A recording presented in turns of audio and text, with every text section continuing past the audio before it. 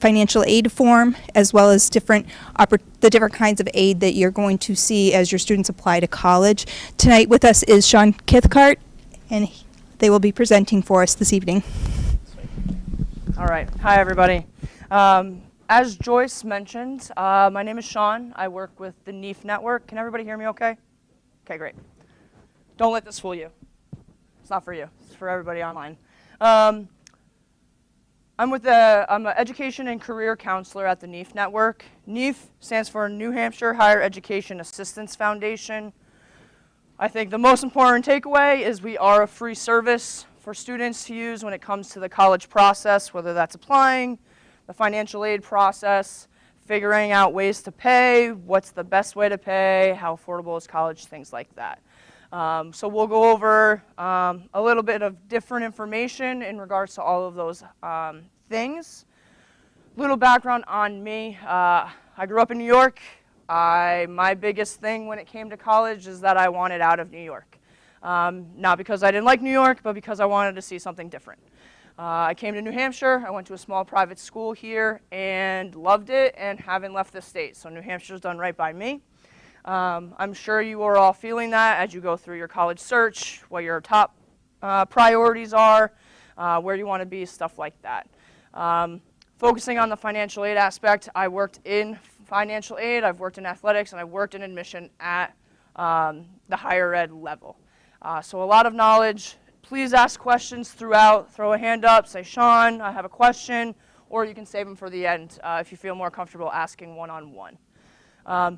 If you choose to scan this, you can use your phone, take it out, it's a QR code.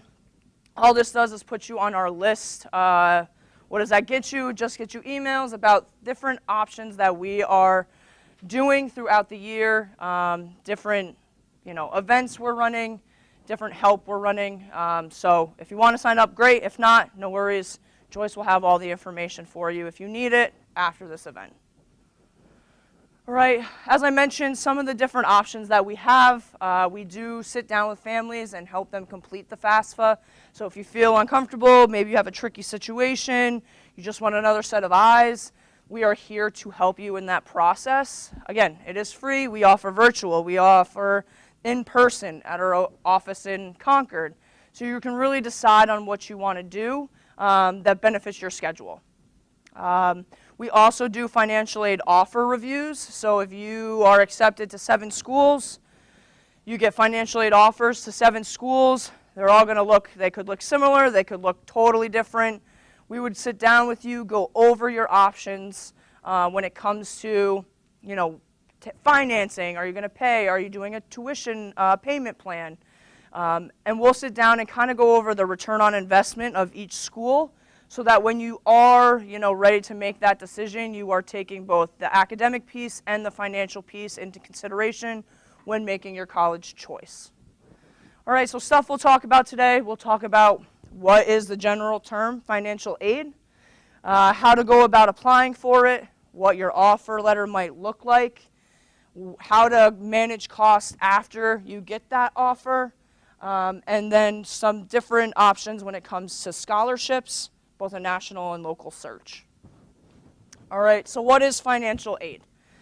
Simply put, it is the goal of it is to help students pay for college, right? This can come in many different forms. It can be offered in grants and scholarship, which is that free money, that money you do not have to pay back, or in federal student loans or work-study jobs. Direct loans, things you would have to pay back, or work-study, things that you can work towards, right? It's an allocation. The whole purpose of the financial aid, the forms that you're going to fill out, is to come up with a number. And that number is called a student aid index, or if you already have students in school now, you're also going to see it as a EFC, expected family contribution. We're listing student aid index, so SAI, because you all will see both terms. You'll see EFC for this year, for your seniors. After this year, you'll start to see the term SAI. People ask, well, what's the big difference? Nothing. The name, that's it. It's still the number the schools are going to use to determine your financial aid eligibility.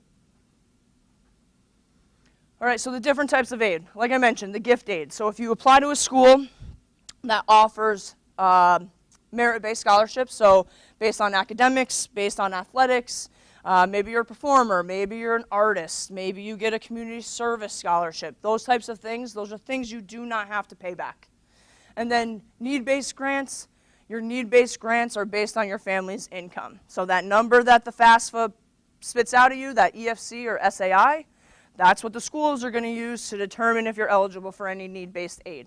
And that can come from the federal level or the institutional level, okay? And then you have your self-help. Again, federal loans, as a freshman, all students are eligible for $5,500 in a loan. As a sophomore, this all goes by credits. Sophomore level is $6,500, and then junior and senior year, you're eligible for $7,500 in loans each year. By doing the FAFSA, it makes you eligible for them. There are requirements that you would have to complete in order to accept them. So if you choose to do the FAFSA to see if you're eligible for any need-based grants, you can do that and not accept the loans. So I do think it's important for everyone, at least for 1 year. You know, people come up to me and say, Sean, I don't qualify for anything through the FAFSA.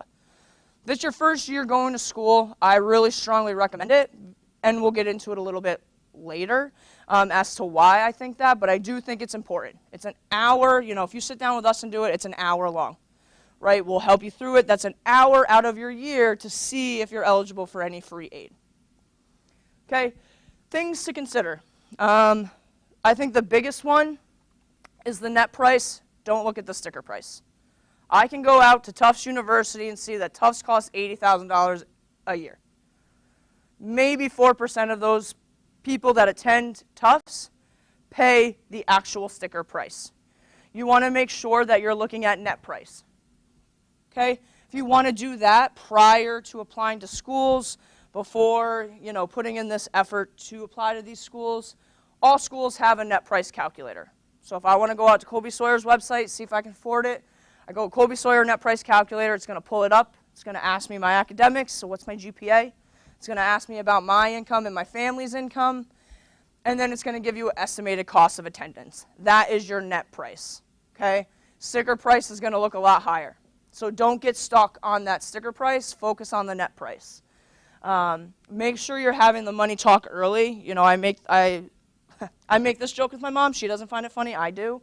But going through the process of me going to school, I went to Colby Sawyer, small private school in New Hampshire. My mom did a lot for me. She did a lot of the FAFSA for me. She did a lot of that communication when it came to the things that I was eligible for federally. Looking back at it and working in higher ed as long as I have, I wish that she really involved me in it because it would help me, right, in everything that I do. I learned all this on my own. I could have learned it when I was going through it. So I think it's really important for the student to be a part of it, maybe not necessarily filling it out because it is a lengthy process. It's a little daunting, but to understand the financial aid breakdown, what debt they might be in when they graduate. This is their FAFSA. We want to make sure that they are understanding this process as well as the parents. And then the last thing on this slide, every school is going to be different in how they award financial aid, right? If I go to, let's say, UNH, right? UNH is going to give you a merit scholarship. Merit scholarships based on your GPA. They're going to give you need-based aid. Some schools, let's say Manchester Community, NHTI, they're only going to give you federal student aid, okay? So if you are eligible for the Pell Grant, you can use it. If you're eligible for loans, you can use it. And then you have schools that are trying to meet your need, right? So a Syracuse, Tufts, Dartmouth. These schools, most of them typically require the CSS profile, which we'll talk about. But these schools try to match your need. So if I am a very high need student, meaning my EFC or SAI is 0, right? I need all the help I can get. These schools that meet full need are trying to get me that full need, right? So if it costs $80,000 to go to Tufts and my EFC and my SAI is 0, they're trying to meet my need. So that's $80,000 in financial aid. Doesn't mean they have to, but that's the whole point of a need-based school.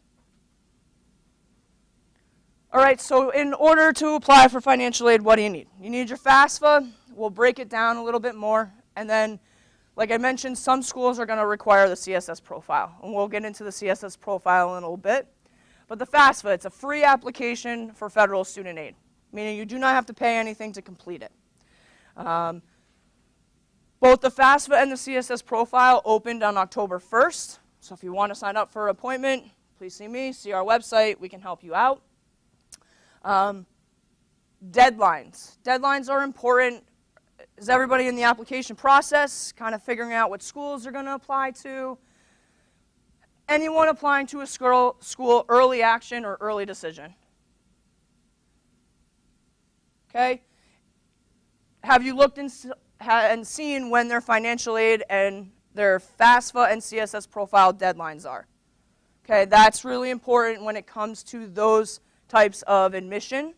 So early decision, early action, make sure you're checking when the deadline is.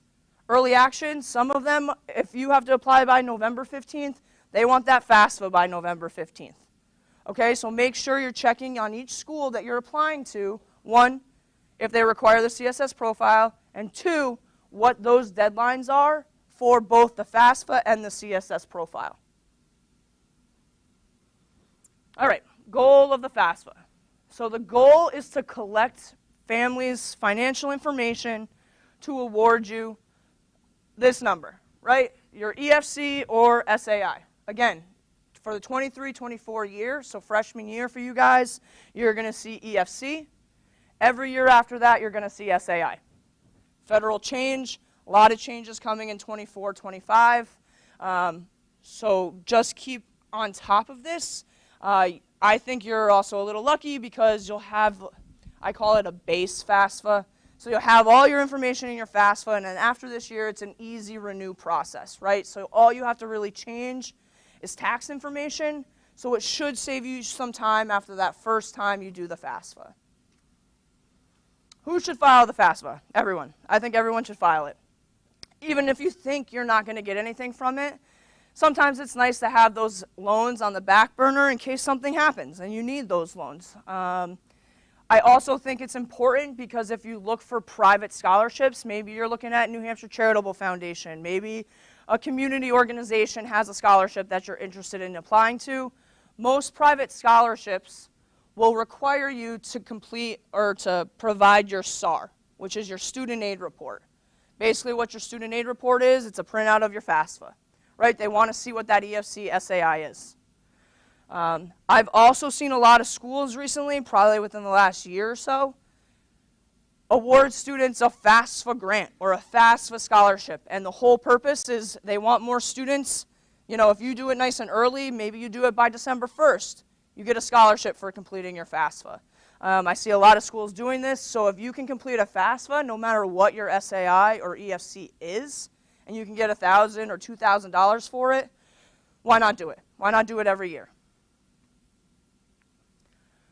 Okay, again, I probably have talked this to death a little bit, but EFC SAI, it is a number that the college financial aid staff use to determine your eligibility, the student's eligibility for federal student aid, for financial aid in general.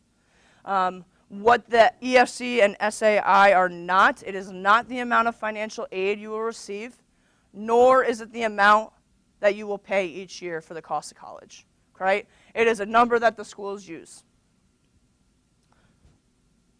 And as the post-it states, it is an every year form that you have to fill out.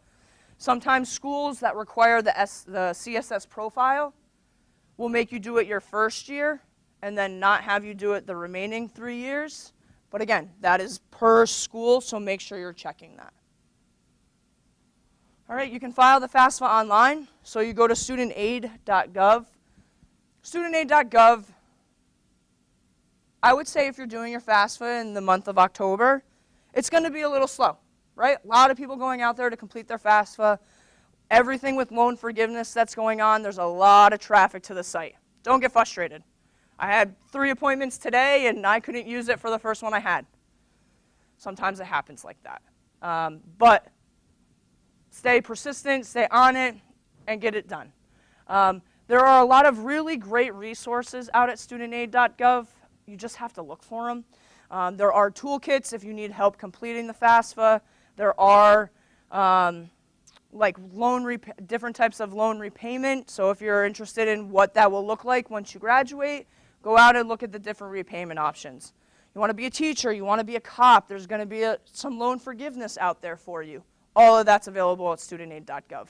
So go and check that out, just so that you have an idea and an understanding of what that could potentially look like after your 4 years. Okay, in order to complete a FAFSA, you need to complete what's called an FSA ID, a Federal Student Aid ID. You can go out to studentaid.gov to create it. I also have handouts out here. I think you all just have books, but if you want to grab them, how to create an FSA ID is up here as well. Students need it, right? It's a student's FAFSA. So the student needs it to complete their FAFSA. If the student is a dependent under their parent, by purposes of the federal government, the parent is also going to create an FSA ID. Only one needs to, not both. So if a student wants to go out, log into their FAFSA, make updates to their FAFSA, maybe they forgot to add a school, or maybe it's a late school add, they're going to need their FSA ID to do that. If they choose to use their student loans, they're going to have to complete what's called the Master Promissory Note, or MPN, and the entrance counseling. Master Promissory Note is basically you accepting the loan, saying, yes, I understand this is a loan, I'm going to pay it back. The entrance counseling, what I tell people, it's a quiz you can't fail. So it's really trying to give you a lot of information regarding the loans, repayment, what the interest rate is, what the loan origination fee is. They're trying to educate you on the loans that you are going to be accepting. One parent needs to fill it out, one of the parents that will be listed on the FAFSA. If only one parent will be listed on the FAFSA, that parent needs an FSA ID. If you want to use the data retrieval tool, if a parent wants to use the Parent Plus loan as an option to pay for the student's education, you will need an FSA ID to do that. If one parent, let's say parents married, we're listing both parents on the form. If one parent signs it and the other parent's going to do the Parent Plus loan, at that time, both parents would need an FSA ID. Data retrieval tool. So when you go through the FAFSA, it's going to ask you, your the student's demographic information, and then you'll get into the finances. A nice, easy way to bring in the finances is using the data retrieval tool. Basically what it does, it links you to the IRS. It pulls in all of the parents' and students' tax information, if the student filed taxes as well, and it just pops it into the FAFSA for you. It's convenient. Schools recommend it. There are a few ways that make you ineligible to use the data retrieval tool, and they're here. So if parents are married but they file separate, you will not be eligible to use it because you have to add both parents' financial information together in all of the questions. Because this is the 23-24 FAFSA, right, you're going to school next fall, you're going to be using 2021 tax information, so prior year. Okay? If the marital status of the parents have changed since 2021, you will also be ineligible to use the data retrieval tool. Maybe in 2021 your parents were married filing joint, something happened, and now you're only working off of one income. It's going to show that in the marital status, and then you'd have to manually put in the one parent's information. Whose FAFSA is it? The students. Working in higher ed, there are so many times that I would get a phone call from a parent saying, I want to check the status of our application. It's the students. It is the student's application to college. It is the student's FAFSA. Loans, if they choose to accept them, are in the student's name. While, yes, it is a family affair, it's something that you guys should be doing together for sure, it is the students. Deadline to complete the FAFSA depends on the school, right? Depends on the school, depends on how you're applying to that school. So you want to make sure that you're staying organized, making sure you have a list of the schools you're applying to. Once you get accepted, making sure that if they accept the CSS, you've done the FAFSA and hit all of those deadlines when it comes to the financial aid forms. Which tax return do you use? It is 2021. Now, remember, that's 2 years, right? A lot can happen in 2 years from the start of freshman year, and we'll talk about it in a slide or two. There is a special circumstance form that you can go through if, like I mentioned, maybe a loss in income, maybe Parents have separated, so we're only going off of one parent income. We'll talk about that on the next slide. What if a family has more than one child in college at the same time? This is a heavy question, okay? And it's become a lot a talked about issue, because right now, when it's EFC, so expected family contribution, it does affect if you have more than one student in school at the same time. So if my overall EFC is 20,000 and I have twins going to school, twin 1's EFC is going to be 10,000, twin 2's EFC is going to be 10,000 to equal that 20,000. That's what it's going to be like for this upcoming year. So for 23, 24. For 24 and 25 on, it's not going to consider it. So if I have an overall EFC of 20,000, twin 1 in the 24-25 academic year, twin 1's SAI will be 20,000, twin 2's SAI will be 20,000. They will not take it into consideration anymore. I think the federal government has, when going through this, a lot of families, those families that have maybe like a 5-year gap between students, are saying, you know, well, we don't get the benefit of having numerous kids in college at the same time. So I think this is where that change came in. Any questions? Okay. Who qualifies as an independent student? So typically, from high school to college, I would say probably 90 to 95% of students would be deemed a dependent student when completing their FAFSA. On the FAFSA, there is a dependency section. It's about 10 questions long. It asks, were you born before a certain date? So if you're over the age of 24. It's going to ask if you're married, the student, if the student has children, if they're an emancipated minor, if they're in foster care, if they're in a legal guardianship, if they're a ward of the court, are they at risk of being homeless, are they a veteran, and are they active duty? If the answer is no to all of those questions, they are considered a dependent student for the FAFSA purposes. If students are in one of the situations I just mentioned, they do qualify as an independent student, but they will have to prove it. So if a student says, well, I haven't talked to my parents in 6 months, that doesn't qualify them as an independent student, okay, unless they can prove it, okay? Which parents are included on the FAFSA form? So if parents are married and living together, both parents are listed. If parents are divorced but still living together, both parents. If both parents are not married but living together, both parents. If parents are divorced or separated, you're going to list the parent that you live with 50% or more of your time. Okay? If it's a 50-50 split when it comes to the amount of time you spend with them, it then goes to which parent financially supports you more than 50% of the time. And then that's the person that is listed on the FAFSA. Okay, special circumstance. So I mentioned this. Again, a lot can happen in 2 years. You're using 2020 tax info. A lot can happen. So if you see to the right here, it says things that may be included in a special circumstance appeal. Loss of employment, income, things like that, a separation or divorce of parents, death of a parent, high medical bills.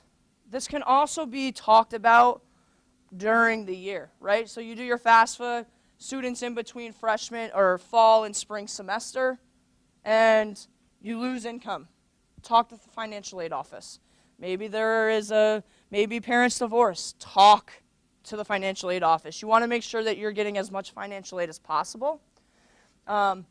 These special circumstances have to go directly through the school. So there's no place on the FAFSA for you to write what's going on, what's happening.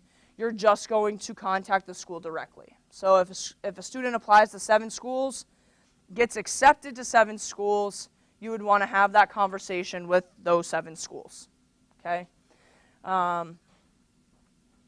Things that are not included on it would be any vacation expenses, wedding expenses, consumer debt, anything associated with a pet. You know, I had a family last year that came to me and said, you know, Sean, I'm doing this huge remodel of my kitchen. $30,000, let's say. Okay? He's like, I don't know what to do. I have to list it. What am I doing? I said, pay your contractor and come back and see me. Okay? It's $30,000 less in their pocket. I wouldn't say that if it's going to happen in a year, right? You want to make sure you're doing it when you need it. But if something like that arose, have conversations. Talk to us. See if what there is that can be done.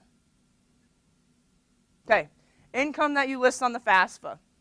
So you're looking at wages, rental income. So if you have rental properties, what is that income that you get throughout the year?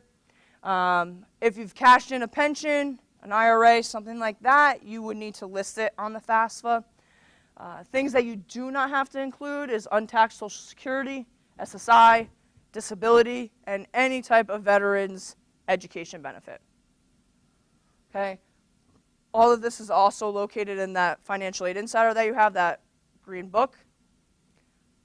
And then assets. So when it comes to assets, it's going to be asked of both the student and the parent. Okay? You need to list the cash in your savings and checking accounts. So for my kitchen reno guy, he had $30,000 less when we finished the FAFSA together, because he already took that out, right? Child support received for all children in the house, that will be listed. For this year, child support will be listed as income. For 24-25 moving forward, it's going to be listed as an asset. It's just going to be a little different in the calculation to come up with that EFC or SAI. Any CDs, stocks, bonds, money markets, mutual funds, things like that would have to be listed. If you have let's say you have a property in Florida that you own, you would have to list the equity on any second or third or fourth property. You do not have to list the equity in the primary house that you live in. 529s are listed as a parent asset. So if you have a college savings plan for a student, it's listed as a parent asset. UGMA and UTMA, so a unified trust and a unified gift, those are going to be listed as student assets. Okay, that's really the only difference. Assets not included would be equity, like I mentioned, on your primary residence. Any type of retirement savings plans, IRA, 401k, a Roth IRA, none of that has to be listed. Small businesses with less than 100 employees. And then personal possessions or household goods. The one thing I will say for the 24-25 academic year, small businesses with less than 100 employees will have to list their business income. This year they will not. So the 23-24 year, they will not. So something to keep in mind if that is a situation of yours. Yes, of course.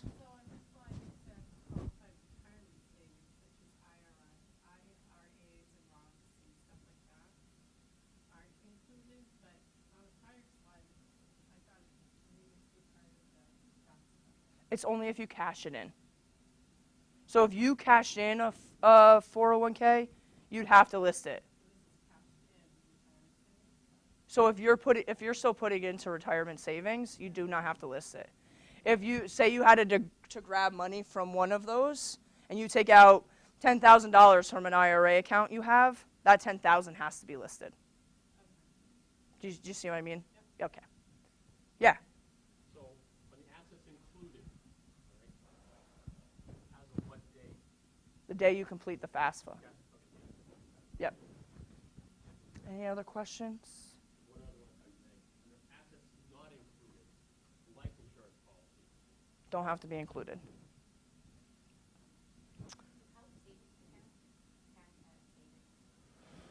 Health savings account, I believe that is something that will pull in from your taxes. So it will be a question on the taxes or on the tax section. Yes. Did I miss anyone?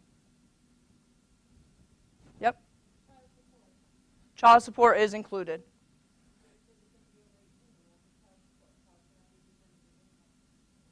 So is it for this upcoming year? So it would be until, so if the student is 18 when you complete the FAT. So this is also counting on 21 and 22 information. So if you received it in 2021, you would have to list it. And then every FAFSA moving forward, you wouldn't list it. But it's will be an asset moving forward. What you actually receive. Yep. Oop, going the wrong way. All right, CSS, any other questions? I don't want to miss anybody. Okay. So the other form that you may have to complete is called the CSS profile. The CSS profile is used by about 200 schools. You can go out to the CSS profile to check that list. And basically, the schools that use the CSS profile are those need schools, right, that are trying to match the need that you have. So if Tufts costs $80,000 and my EFC is $20,000, they're trying to look to try to get me $60,000 in financial aid. They are a need school. They're trying to meet your need. You can log into the CSS profile by logging in with the student's College Board account, right? So you would log in as the student, and then that's where you can complete the CSS profile. The biggest difference between the CSS and the FAFSA is that this one costs money. Okay, if you complete it, if you have 3 schools that require the CSS profile, first school costs $25, the next school costs $16, the next school costs $16. If you have 5, the next school costs $16, so on and so forth.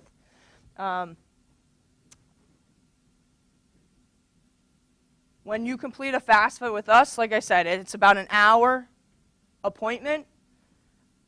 We don't offer appointments for the CSS profile because it is lengthy. If you have a CSS profile to do, I would give yourself 2 hours to do it. You don't have to do it in one sitting. You can save it as you go, but it will be time consuming. Okay, deadline to complete the CSS profile. That is per the school that you are applying to, per how you're applying to it, right? If you're applying early decision, early action, things like that, you're going to have different deadlines. Okay, tax returns, tax years that you use, so you are going to be listing 2021, but it will ask for current year information as well, so make sure you have a current statement, W-2, something along those lines.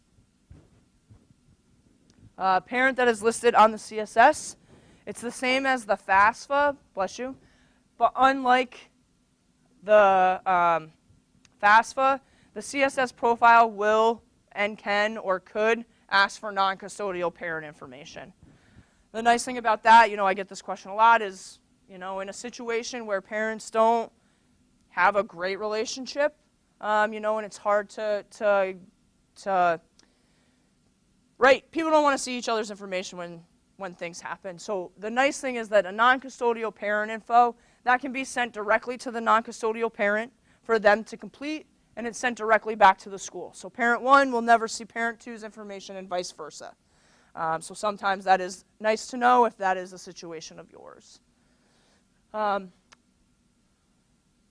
schools may ask supplemental questions, right? So if I apply to Tufts, Bowdoin, and Dartmouth, all schools that require the CSS profile, Bowdoin might ask me a supplemental question that Tufts and Dartmouth won't. The only people that can see the answers to those supplemental questions are the schools that ask for it. So don't think that if you're providing this information to Bowdoin, that it's going to go to Dartmouth and Tufts and all the other schools that you applied to. Okay. The next big difference between the CSS profile and the FAFSA, besides the cost, would be the special circumstance. So again, 2021, there's a lot of time between then and the start of freshman year. The CSS profile has a section where you can explain your situation. So if, divorce happened recently, you can explain that. So instead of having to reach out to the schools, those schools that you provide a CSS profile to, you wouldn't necessarily need to reach out because they'll have your special circumstance by completing the CSS.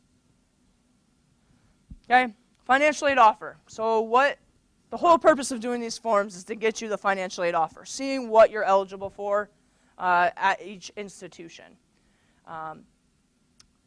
If you use the data retrieval tool, that's great. That's the most verified information. If for some reason you can't use the data retrieval tool, schools may ask you for a tax transcript.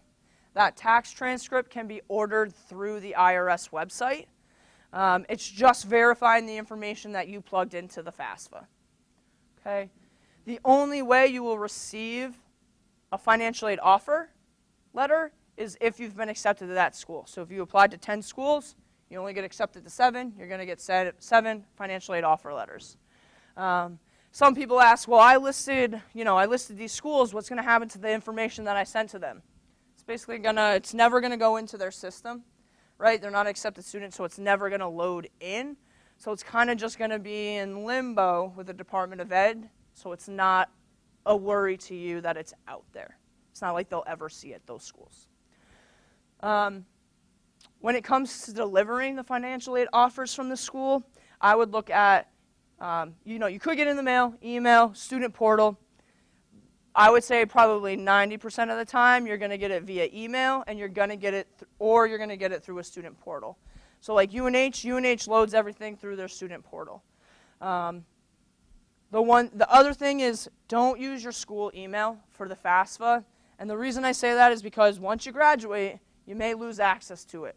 And if you lose access to it and get locked out of your studentaid.gov account, maybe you have a hard time getting in. So use a personal email so that you can always access that information, because you're going to need that for 4 years while you're in school. If you choose to use the loans, you're going to need it for however long after. So make sure you're using a personal email. If you start receiving some and you don't receive it from a couple of schools, I will say check your spam or junk folder. Working in a financial aid office, they kind of do a major email blast, and if they do that, it could end up in spam. So make sure you're checking that regularly, like check it once a week, so you're not missing anything. Okay, so what's going to be listed on the financial aid offer, right? So let's say I go to UNH. UNH gives out academic scholarships. Those scholarships, you're going to get that with your acceptance. It's going to say, congratulations, Sean, you've been accepted to UNH with an $8,000 scholarship. Okay? That is not my financial aid offer letter. It's just my acceptance letter with my scholarship. So you want to make sure, so when you go out to your financial aid offer, your scholarship's going to be listed there, as well as anything else that you are eligible for based on finances. And that information can be grants, so that could be the federal Pell Grant. Okay, in order to qualify for the federal Pell Grant, you're going to need a EFC of less than 6206. If that number is less than 6206, you qualify for the Pell Grant. If you qualify for the Pell Grant, you also qualify for the federal SEOG grant. It's a supplemental grant of the Pell Grant. And then, again, institutional aid, based on your family's finances, you could potentially receive institutional grants just based on that information. Okay?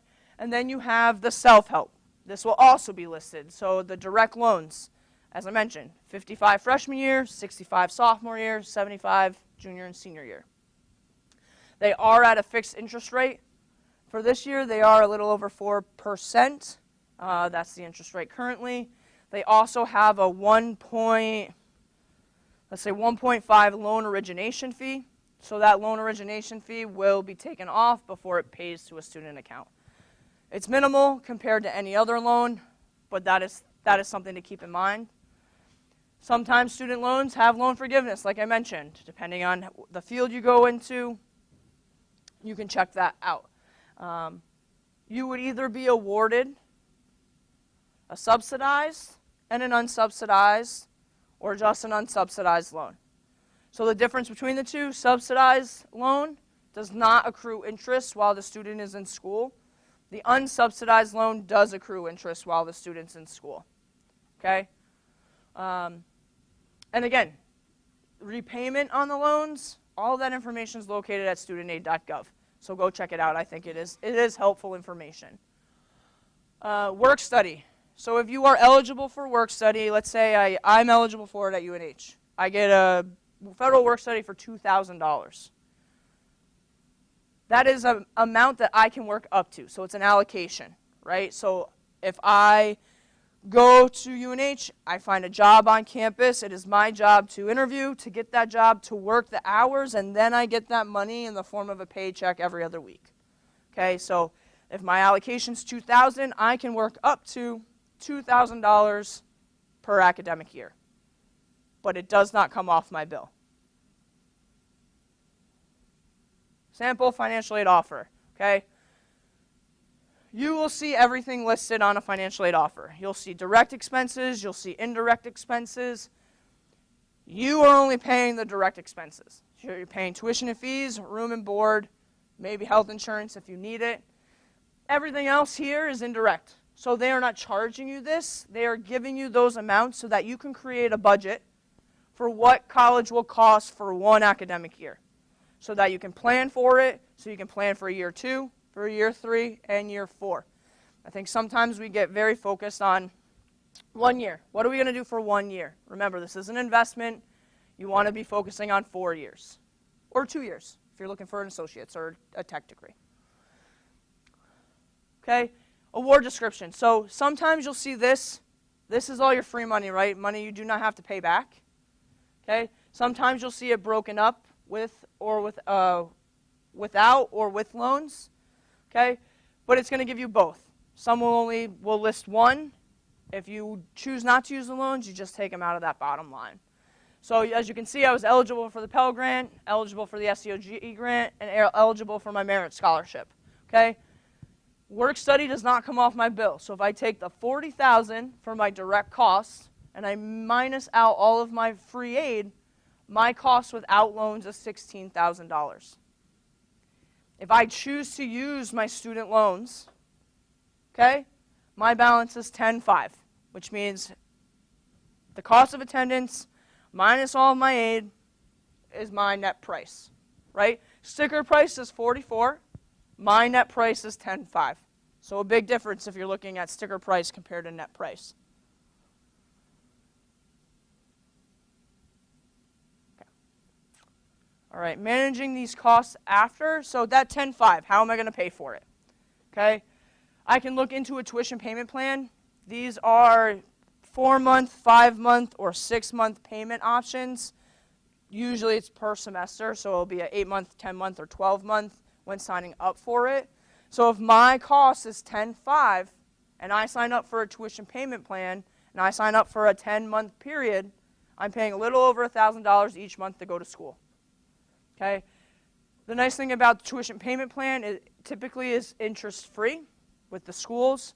The only other cost is a lot of the payment plans have an enrollment fee, and that can range anywhere from $35 to $120. Depends on the school, if they use their own, if they rent out, whatever the case may be. Parent Plus loan. So these two, if you're choosing to finance your education, these are two loan options. The Parent Plus loan is a loan in the parent's name. It will stay in the name of the parent for the entirety of the loan. Right now, the interest rate on the Parent Plus loan is 7.54%, and it has a 4.22 loan origination fee. So if my balance is $10,500, and my mom goes out and applies for a Parent Plus loan for me, and she says, oh, Sean's balance is $10,500. I'm just going to write in $10,500 for my loan amount. She's already not taking out enough money because of that loan origination fee. Okay? So make sure you're taking that into consideration if you're looking at a Parent Plus loan. Parent Plus loan is going to strictly go off of credit. It's going to pull a credit check off of the parent applying. It'll tell you right away if you've been approved or denied. The next option is a private student loan. Private student loan can be most likely is going to be in the student's name, but because of their age, lack of credit, they're most likely going to need a cosigner. Cosigner can be a parent, grandparent, aunt, uncle, extremely generous friend. It can be anybody, but it's going to pull your credit. Okay? We offer a private student loan through NEEF. It's called Investing You. It is a national loan. If we have a student going to that's a New Hampshire resident going to a New Hampshire institution, we do offer benefits. We offer you a lower interest rate. It's just a way of us saying we are a New Hampshire company. We want to help and support our New Hampshire students. But again, if you choose to go to Texas or Iowa or Michigan, you can use our loan. You just don't get those benefits. Again, that's going to go off of your credit. If you have a relationship with a bank or credit union and you can get a better deal because you have a relationship with them, by all means do that. I recommend shopping around. You know, you can go out and apply for 4 different private loans. It's only going to hit your credit, do a hard credit hit once. They understand that you're shopping around. As long as you do it within 45 days, you're going to be okay. It's only going to hit that credit once. Okay. We implemented this tool about a year ago, a little less than a year ago, and I think this is a great tool to use. Again, free to you. If you scan it, it'll take you to our page. If you go to our website, it's listed there. I like this tool because, again, it shows you the cost and it shows you the investment over 4 years. So if I have a 529 for my kid, I can put in, you know, okay, I have $20,000 in the 529. You can put that information in. It'll show you what your remaining balance would be. If you choose to do payment plan, you can put that in. It'll show you.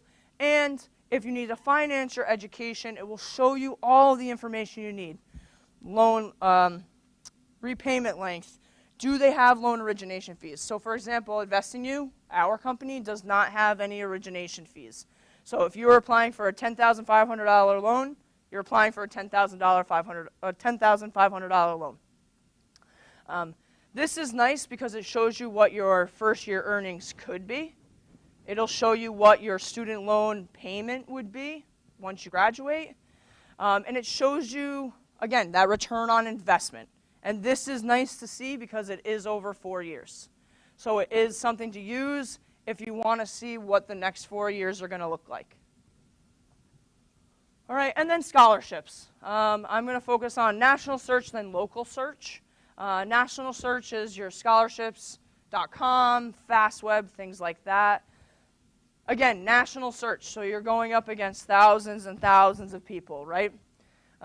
You should be able to go out and create like a profile for some of these to say, okay, Sean, I have a 3.0, you know, I play basketball, I do this, I do that, and then those places will send you all of the scholarships that pertain to your situation, to all the information that you put in. The biggest takeaway from scholarships, don't pay money. It kind of defeats the purpose. Do not pay money for a scholarship search. And then I think a really good option for a lot of people is a local search. Talk to your guidance office. You know, they may have stuff online. They may have stuff in their office. New Hampshire Charitable, I did put something up here about New Hampshire Charitable that opens in January. They offer a lot of aid. They offer aid to tech schools if you're interested in a tech school, a 2-year school, a 4-year school, and they give out a lot of money. So it's definitely worth looking into. If you do look into New Hampshire Charitable, I will tell you, you will need to complete a FAFSA because one of the requirements is a SAR, your student aid report, which is a printout of your FAFSA. Check with parents' employers. Sometimes they have scholarships for dependents of their employees. And then the last thing I'll end with is, you know, I think a lot of the scholarships are very much focused on high school seniors going to college for the first time. There's not a lot of scholarships for returning students. It's very much heavy on the freshman year. If you need scholarships, you know, for sophomore through senior year, look at our website. We have the NEEF scholarship.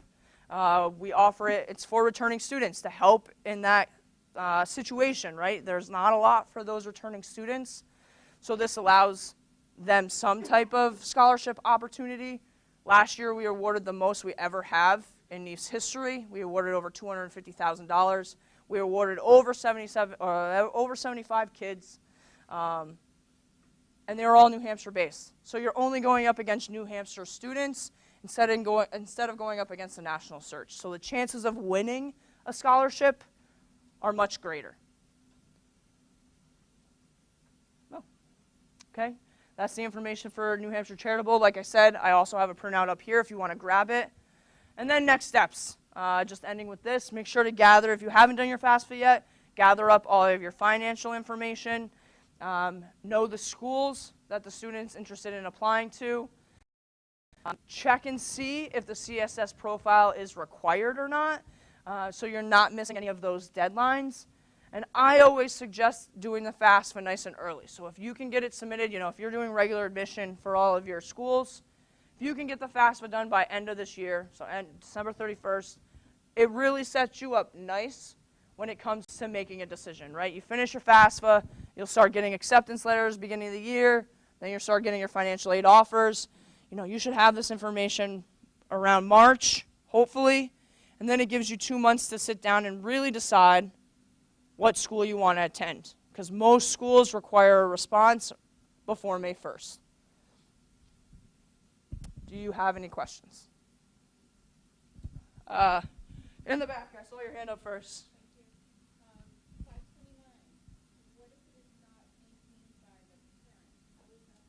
The parent listed on the FAFSA? But it's not, so let's say you're listed on the FAFSA, but other parent has it? Grandparent does not have to be listed. So there is a question, that's a good question. So there is a question on the FAFSA in the student section that says, is the student outside of the people listed on this form, is anyone basically gifting money to the student? So for the first year, you'd put nothing, right? Because you don't know what that's going to be. But the student's sophomore year, if grandpa gave $5,000, you would list $5,000 in that section. But that's a great question. Is the income from the student treated the same way or weighted the same as the income from the parent? It's actually weighted higher. So if you have 2 students and 1 student has quite a bit of income, that could affect the total for the other student. For the other student? Yeah, so if one of the students that you're doing the FAFSA for had $20,000, that's looking at it higher than even the parent information on the FAFSA. Yeah. The one thing, another question that's come up recently in the presentations that I've given, people will say, well, I have a savings plan and my parent's on it too, right? So that's I don't know if you want to call it a custodial savings plan or not, but mom's on it, student's on it. You're going to want to list that as a parent asset, not a student asset, because it's going to be looked at less as on the parent side than it would be looked at on the student side. So I had a student say, I've been saving money for 10 years to go to college. I have let's say $20,000 in there. I'll list that as a parent asset, not a student asset, especially if both names are on it. You don't want to double it up, right? Because that will affect you twice as much. Correct. Yep. Because student income and assets is let's say it's looked at 20% compared to the parent, where parent assets and income is looked at 5%, because it is such significant. Any other questions? Yeah. So how does it work on the parent side, the parent income and parent assets? So if you take a parent's income into effect, one parent has no assets, no listed. It's all zeros then. So someone makes $4 million a year but has no assets, they still have a parental contribution, I would assume. Yeah. So income and assets, I don't know the breakdown of it when it comes to how they figure out the EFC. I just know students' income asset is weighted much higher than parent. So if you don't have, I have a lot of families that don't have any assets, that don't have that investments or a small business with more than 100 employees. They're listing 0 for everything, but because their income is great, they're still going to have a higher EFC just based on income alone. Yeah. So we have twins. Okay. Trying to figure out, so if we have, everybody's name is on everybody's account. So when I fill out his form, I'm just including his, and when I fill out my daughter's form, I just include hers.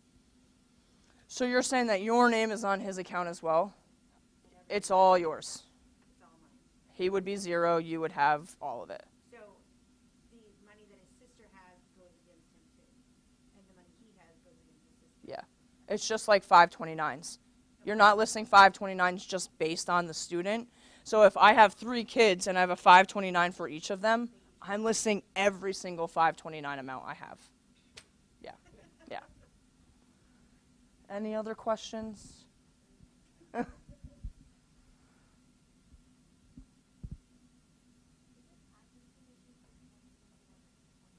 2021. So this current, like the students that are in school right now as freshmen, they use 2020 information. The 23-24 FAFSA, where you will be in school the fall of 2023, you're using 2021 tax information. The FAFSA used to be that it would open in January and you would use that previous year's tax information. Well, in January, no one's filed taxes yet.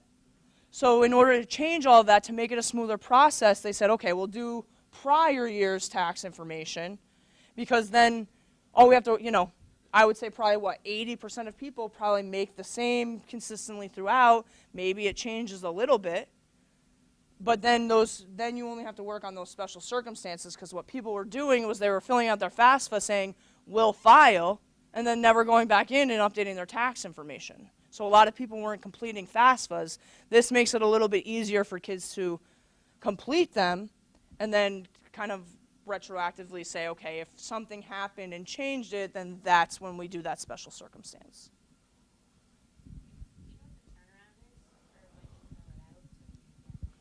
That's a great question. So it depends on the school. So if let's say people are doing early action is November 1st. So like Wentworth has 2 different early action days. One's like November 15th, one's November 1st, and one's November 15th. Whatever that application deadline is, that's also the FAFSA deadline.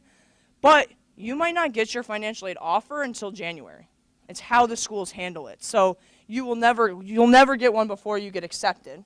But if you do like regular admission, you're probably not getting that financial aid offer until February. So schools should list it on their website. So if you apply in February, yeah, the turnaround time might be 10 days. But if you do your applications and your FAFSA in October or November, there may be a 2-month period. But it's always, they work on FAFSAs as they come in. So like they will never work on a March 1st FAFSA, completed on March 1st FAFSA before they look at an October 10th FAFSA. They're going to go in date order. Correct, yes, yes. Any other questions? All right, I'll be around for a little bit. If you have a question you don't want to ask in front of the group, I get it, totally get it. If you have any questions, want us to help you with the FAFSA, by all means, take a picture of that, reach out to us. You can go out to our website to set up an appointment. It's towards the bottom of the page, but any questions you have, let me know. And thanks for coming on this rainy Thursday night.